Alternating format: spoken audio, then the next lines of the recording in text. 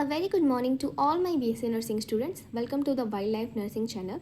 This is Shivangi Mishra और आज मैं आपको टॉपिक पढ़ाने वाली हूँ process of urinary elimination. Urine को एलिमिनेट करने में और यूरिन के फॉर्मेशन में फर्स्टली कौन कौन से प्रोसेस इन्वॉल्व होते हैं, आज इस वीडियो में मैं वो सारे टॉपिक्स को कवर करूँगी। सो इस वीडियो में हम कोई टोटल 3 टॉपिक्स कवर करेंगे। सबसे पहला है ग्लोमेरुलर फिल्ट्रेशन, दूसरा है ट्यूबुलर रीएब्जॉर्प्शन एंड तीसरा है ट्यूबुलर सिक्रीशन। सो पहला पैरा पढ़ते हैं। The production of urine involve 3 basic process. जो यूरिन का प्रोडक्शन है उसमें 3 बेसिक प्रोसेस इन्वॉल्व होते हैं। कौन कौन से? Glomerular filtration, tubular reabsorption and tubular secretion. This process occur in the nephron.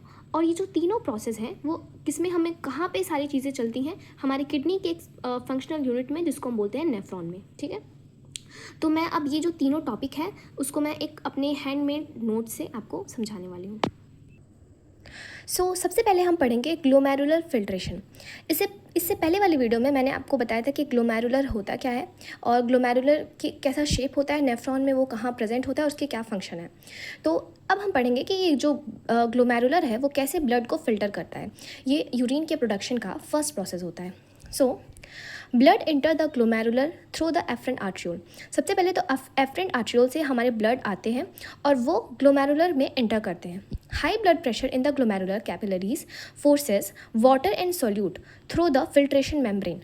अब जो एफरेंट आर्ट्रियोल से ब्लड आ रहे हैं वो बहुत हाई प्रेशर से आते हैं, जिसकी वजह से जो ग्लोमेरुलर की कैपिलरीज हैं उस पर बहुत फोर्स एक्सर्ट होता है। फोर्स एक्सर्ट होने की वजह से जो वाटर और सॉल्यूट हैं वो पास हो जाते हैं फिल्ट्रेशन मेम्ब्रेन से। अब ये फिल्ट्रेशन मेम्ब्रेन क्या होता है ये मैं आगे बताऊंगी।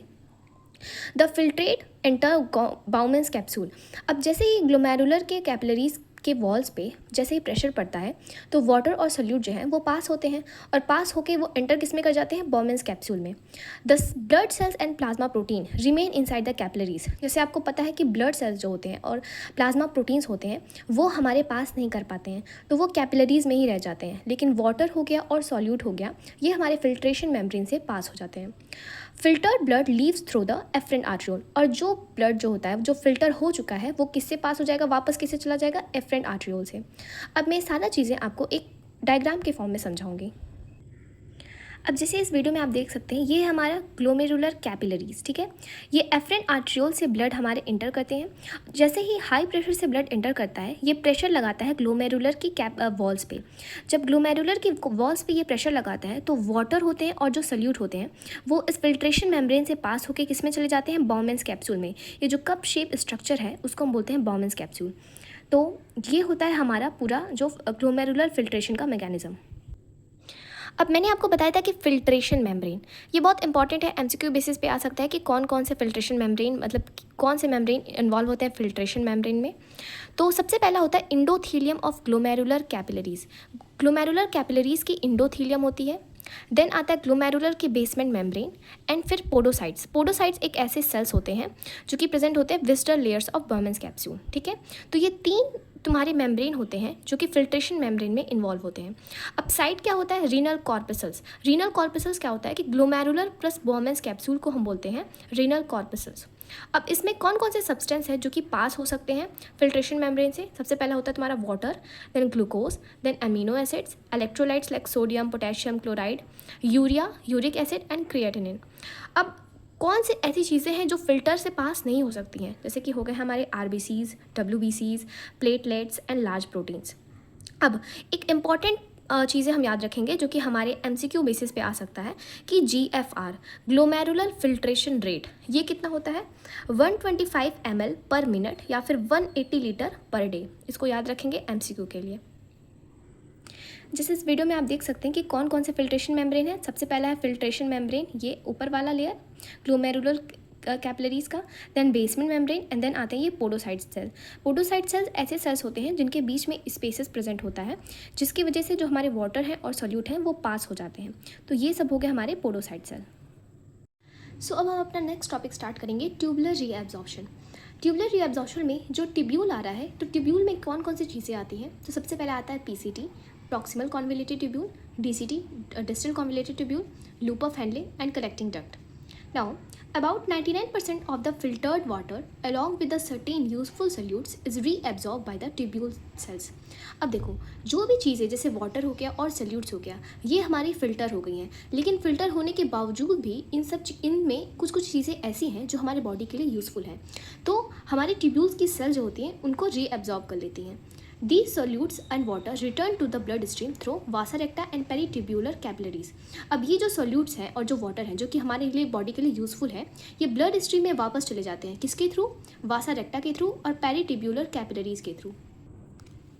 सो वासा रेक्टा क्या होता है कि लूप ऑफ हेनले के अराउंड जो भी कैपिलरीज होती हैं उनको हम बोलते हैं वासा रेक्टा, और पीसीटी और टीसीटी के अराउंड जो भी कैपिलरीज होती हैं उनको हम बोलते हैं पेरिट्यूब्यूलर कैपिलरीज. अब एक दो टर्म्स जो है वो हमें थोड़ा अंडरस्टैंड करना बहुत ज़रूरी है कि what is reabsorption and what is absorption. Reabsorption का मतलब होता है return of the substances back to the blood stream. मतलब कि कोई सब्सटेंस है वो पहले ब्लड स्ट्रीम से निकला और फिर ब्लड स्ट्रीम में वापस जा रहा है, तो उस प्रोसेस को हम बोलते हैं रीएब्जॉर्प्शन. लेकिन एब्जॉर्प्शन क्या होता है? Entry of the new substances into the blood stream. अगर कोई न्यू सब्सटेंस अगर एंटर कर रहा है हमारे ब्लड स्ट्रीम में तो उस प्रोसेस को हम बोलते हैं एब्जॉर्प्शन. अब हम पढ़ने वाले हैं third topic, tubular secretion. Tubular secretion is the third and final step of urine formation. Tubular secretion जो होता है वो थर्ड और फाइनल स्टेप होता है हमारे यूरिन के फॉर्मेशन का. Process by which waste, drugs, ions, toxins are actively transported from blood in peritubular capillaries into the renal tubules. अब सबसे पहले समझते हैं कि पहला स्टेप क्या था? Glomerular filtration. इसमें ब्लड जो होता है वो फिल्टर होता है. सेकेंड स्टेप क्या था? Tubular reabsorption. इसमें जितनी भी चीज़ें फिल्टर हो गई थी उसमें से जो यूज़फुल चीज़ें थी उसको ट्यूब्यूल्स ने रीएब्जॉर्ब कर लिया. नाउ थर्ड स्टेप हुआ ट्यूबुलर सिक्रीशन. इसमें क्या होता है? ये एक ऐसा प्रोसेस है जिसमें कि वेस्ट, ड्रग्स, आयंस और टॉक्सिन्स ये एक्टिवली ट्रांसपोर्ट होते हैं. कहाँ से? ब्लड से, जो कि पेरिट्यूब्यूलर कैपिलरीज में जो ब्लड है वहाँ से ये जाते हैं रीनल ट्यूब्यूल्स में, जैसे पीसीटी हो गया, टीसीटी हो गया और कलेक्टिंग डक्ट में. अब ट्यूबुलर सिक्रीशन में कौन कौन सी चीज़ें जो कि मतलब वेस्ट है, वे कौन कौन से वेस्ट हैं जो कि एक्सक्रीट होते हैं हमारे यूरिन फॉर्मेशन के लिए? इसमें हो गया तुम्हारे hydrogen ion, potassium ion, ammonium, creatinine, uric acid, certain drugs and toxins and other metabolic substances. ये सब चीज़ें जो होती हैं वो सिक्रीट होती हैं. अब urea a major protein waste that are excreted through urine. Urea जो होता है वो एक मेजर प्रोटीन वेस्ट है जो कि एक्सक्रीट होता है हमारे यूरिन के थ्रू. 25 से 30 ग्राम यूरिया प्रोड्यूस डेली. मतलब कि हर एक दिन में 25 से 30 ग्राम यूरिया जो होता है वो प्रोड्यूस होता है. अब एक नोट वाली चीज़ें इंपॉर्टेंट हम याद रखेंगे. ट्यूबुलर सिक्रीशन का मतलब होता है movement of unwanted substances from blood.